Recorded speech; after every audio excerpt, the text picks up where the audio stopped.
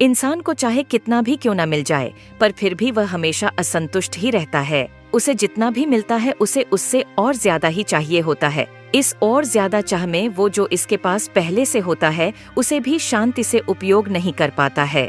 अगर हम असंतुष्ट की बजाय हमें जो मिलता है उसमें संतुष्ट हो जाए तो हमें उसका फल जरूर मिलता है। ये कहानी भी उसी के बारे में है। एक बार एक देश में अकाल पड़ा लोग भूखे मरने लगे। नगर में एक धनी दयालु पुरुष था। उसने देखा कि छोटे छोटे बच्चे इस अकाल की वजह से भूख से पीड़ित होकर मर रहे हैं। वह बहुत दयालु था और उसके पास धन भी था। उसे इन छोटे छोटे बच्चों पर दया आ गई। उसने प्रतिदिन सभी छोटे बच्चों को एक रोटी देने की घोषणा कर दी, जिससे इस अकाल की स्थिति में किसी भी बच्चे को भूख का सामना न करना पड़े। दूसरे दिन सवेरे बगीचे में सब छोटे छोटे बच्चे इकट्ठे हुए। उन्हें रोटियां बंटने लगी। रोटियां छोटी बड्ढी थीं। सभी बच्चे एक दूसरों को धक्का देकर बड्ढी रोटी पाने का प्रयत्न कर रहे थे। उन सभी बच्चों के बीच केवल एक छोटी लड़की एक और चुपचाप खड़ी थी।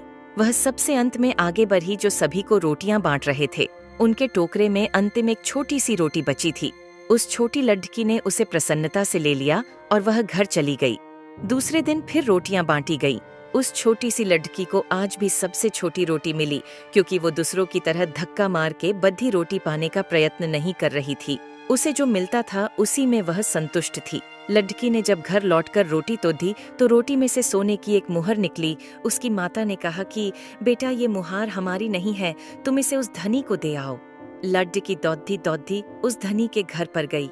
धनी ने उस छोटी सी लड़की को देखकर पूछा कि बेटा, तुम यहाँ पर क्यों आई हो? लड़की ने कहा, मेरी रोटी में ये मुहर निकली है, आटे में गिर गई होंगी, मैं इसे देने के लिए ही आई हूँ। कृपया करके आप अपनी मुहर ले लीजिए। धनी उस छोटी सी बच्ची की ईमानदारी को देखकर बहुत ज्यादा खुश हो गया और उसने उस बच्ची को अपनी धर्मपुत्री बना लिया। साथ ही साथ उस धनी पुरुष ने उस लड़की की माता के लिए मासिक वेतन निश्चित कर दिया और उसे अपने घर पर काम पे रख लिया। बड्ढी होने पर वही लड़की उस धनी की उत्तराधिकारी बन गई। अगर आपको हमारी कहानी अच्छी लगी हो तो अपने दोस्तों के साथ भी शेयर कीजिए और कमेंट में जरूर बताइए कि कैसी लगी हमारी कहानी।